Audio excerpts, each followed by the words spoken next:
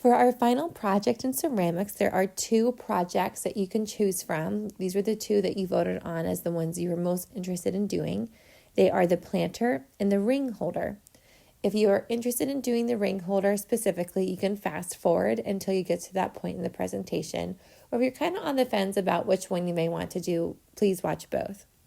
If you want to do the planter, there are 3 building options that you guys can choose from. The first one is to design your planter around a pinch pot shape. A pinch pot construction is made from a ball of clay where you pinch the clay, creating these rounded walls that curve up like so. So the basic shape of a pinch pot is going to be like a rounded bowl. Now, the nice thing is with this is that this rounded shape can create these really fun little animal characters, or this is Bulbasaur, a Pokemon, or even these little cute bunnies. They can create really nice rounded shapes for anything that you want to sculpt onto it. Your second construction way of building this planter is by using the same technique we did for creating the mug, and that's by making a slab cylinder. And then you can see by adding on extra bits of clay with, high and low relief, you're able to get this really nice, realistic representation of the object that you want to show for the planter. Your third building option is to combine pinch pot and slabs together. So here we have a slab mug where the artist has added on a pinch pot to the side and then sculpted on, the different parts of the kangaroo to make it look more realistic.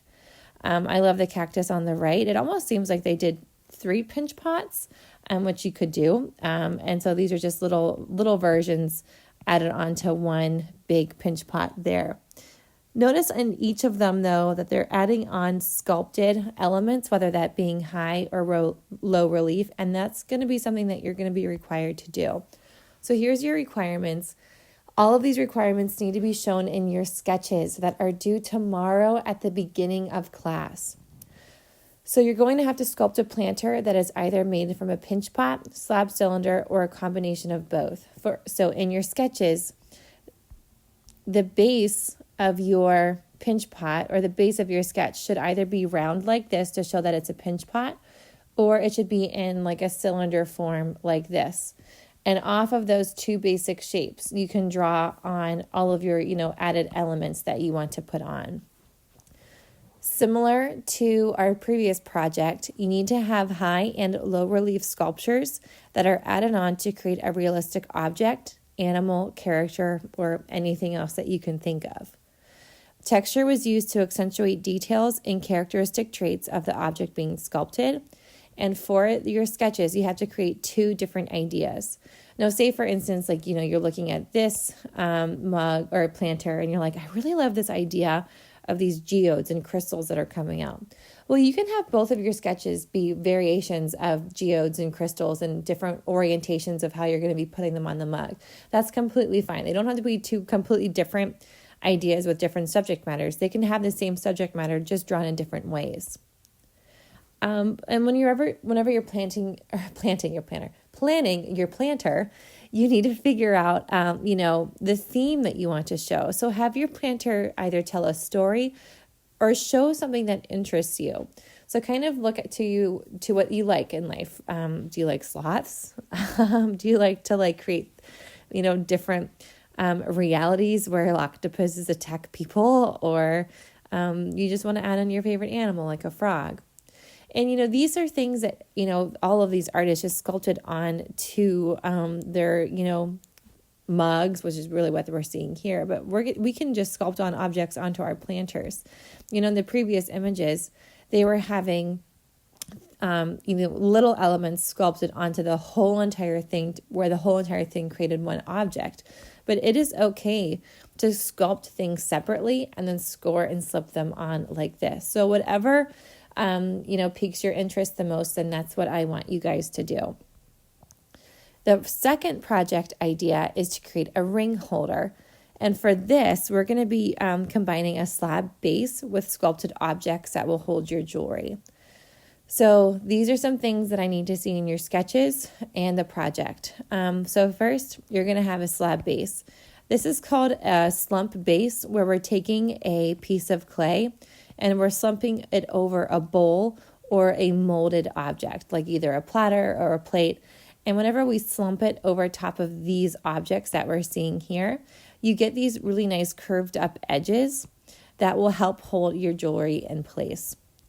In addition to having a sculpted or slab base, you have to have sculpted objects that will hold your rings, bracelets, earrings, etc.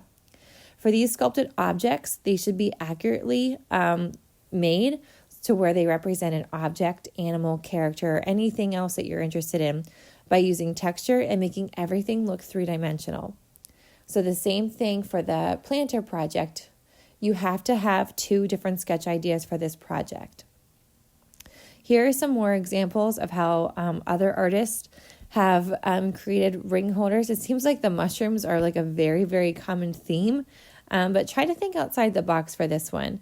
One thing I do like about the mushrooms, though, is that they're incorporating different sculpted elements into the base, like creating like this little, I don't know if that's like another like mushroom or a little water well for the frogs to sit in, but they are including frogs and something else, something for that jewelry to sit in. I think that's just supposed to represent a pond. I also love this mushroom down here where we have extra little mushrooms and then this textured grass that was added on to the edge of the slab. That just adds an extra sense of realism.